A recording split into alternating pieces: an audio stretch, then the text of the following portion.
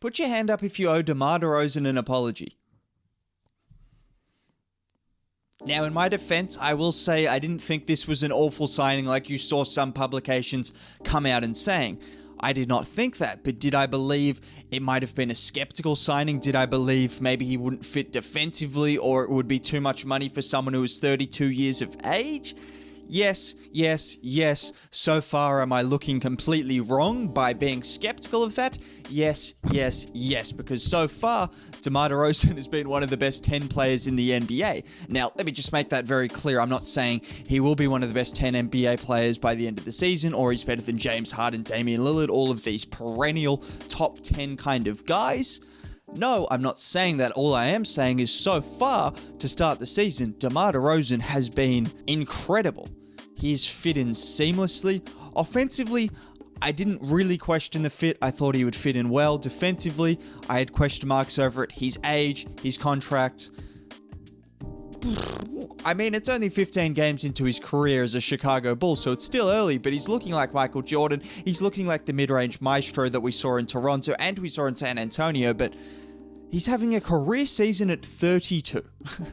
So, credit to Demar Derozan and credit to the Chicago Bulls, because it's been a little bit more than just Demar Derozan that has led them to a 10-4 start and has led them to look like one of the best teams in the NBA. That's what I want to talk about. Now, before I go any further, if you are new to the channel, subscribe. That would be much appreciated. It just helps out a ton. Liking the video also helps out a ton, so that would be cool.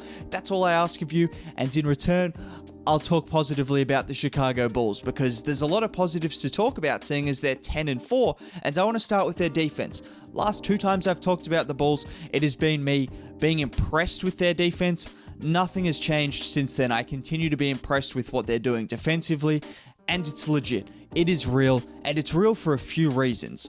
I look at what they've done, and offensively, you could see how they were fitting the team. It looks nice, and it's complementary of each other, but defensively is more underrated in terms of how they've managed to complement each other as a playing group, and Billy Donovan being a good defensive coach, which he has been since early days in Oklahoma City. But defensively, what I love about this team is you have the guards. You have Lonzo Ball and Alex Caruso, 2 of the best guard defenders in the league. Alex Caruso is definitely making a case for all defense to start the season. 2.5 steals a game. He's been ridiculous on that end of the floor. He's constantly disrupting play. He's constantly getting in the passing lanes. He's constantly deflecting the ball. The man is a menace on that end of the floor. I've said it before, everyone knows it at this point in time, but he's no longer a meme. He's just a very good basketball player, whether he's coming off the bench or whether he's starting the games, regardless of the position he's starting at. He's just damn good. But what these 2 guys do for Nikola Vucevic, and how these 2 guys complement the center position and Vucevic in general, that's what I find very impressive, and that's what I like about how this team defends. Because looking at Nikola Vucevic, is he the most agile? Is he the quickest? Is he the most athletic? No, he's not. But when you have 2 guys in Lonzo Ball and Alex Caruso that can consistently chase around their players and consistently put pressure on them from behind or from the side and force them into funkier kind of positions on the floor, so it's not just an easy 2-on-1 situation in the pick and roll, that allows Vucevic to step up or push back and to make the decisions without having to worry about being in a 2-on-1 situation and getting caught in between. That's what the Bulls have done really well, having 2 athletic guards that are consistent and can get around screens and can cut off the angles. It really just allows Vucevic to be more of a playmaker. He's someone with active hands. He's intelligent. He knows when to step up and when to drop back in coverage. So that's what I've liked about this team so far. You're really complementing the strengths of the guard with the strengths of the center position, which is huge, because the point of attack defense for the guard, when you have a guy like Vucevic, pretty much when you have any center that isn't named Bam Adebayo or Draymond Green playing small ball or whoever else, Rudy Gobert, guys like this who aren't elite defenders. But if you've got a good defender like Vucevic in the right system, it works out, and so far you're seeing that. Or even when he hasn't played, they've still been good defensively because you have those guards consistently putting on pressure, which makes it easier for every single center that plays with them. And then guys like Javonte Green, Derek Jones Jr., Alize Johnson, all of these high flyers at the wing positions, at the guard positions that can be versatile and can help as a weak side shot blocker if you're looking at a guy like Derek Jones Jr. in particular.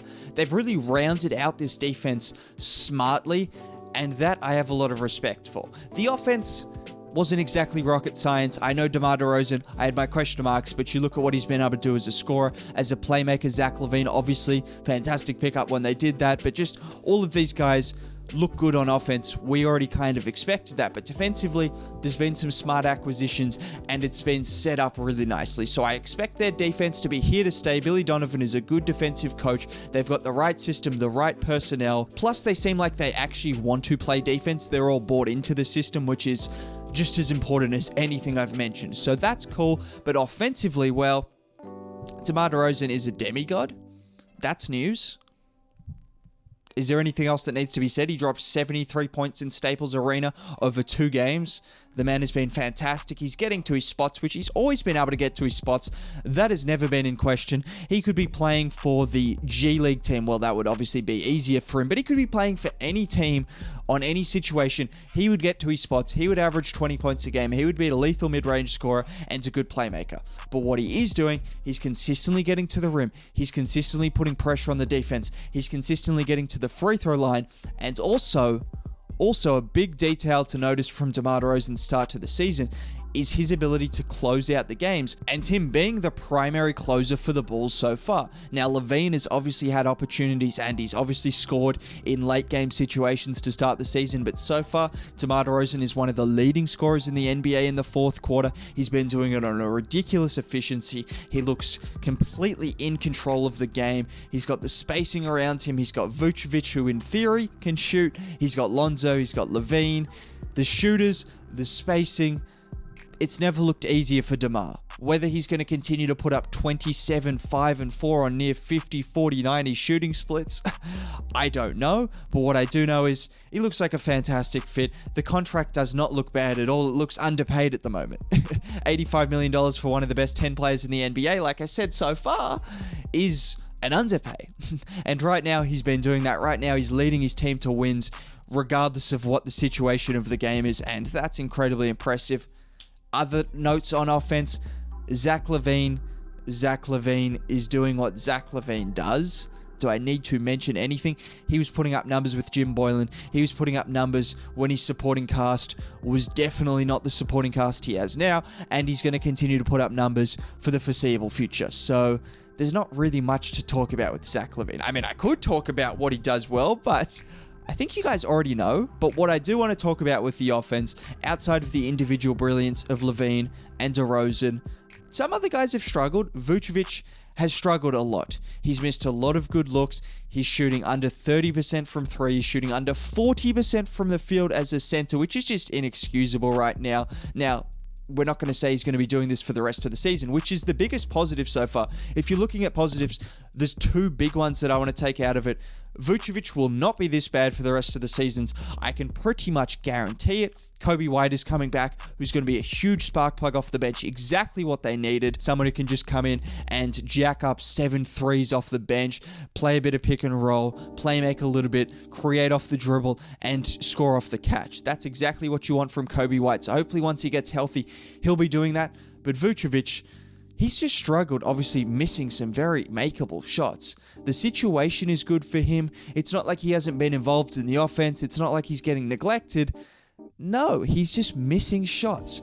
But in theory, he fits this team. In theory, the beauty of this team is everyone seems to fit into a spot that really works, even looking on offense where players are complementing each other. I talked about how Lonzo and Caruso complement Vucevic on defense, but offensively, you've got DeMar DeRozan surrounded by shooters. Fantastic. Obviously, Zach LaVine surrounded by shooters doesn't hurt either, even though he can really score regardless of the situation. But also, Lonzo Ball, as a shooter, is surrounded by guys that can put pressure on the defense, kick it out to him, create opportunities for him, and allow him to shoot the ball at a high clip and at a high percentage, which he has been doing really effectively without really relying on him to be much of a threat at the rim.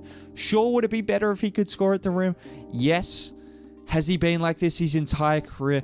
Yes. Unfortunately, I really like Lonzo Ball. I've talked about him tons, and I've said he's a fantastic player. He's someone that has been underrated to start his career. Right now, he's starting to get the credit he deserves.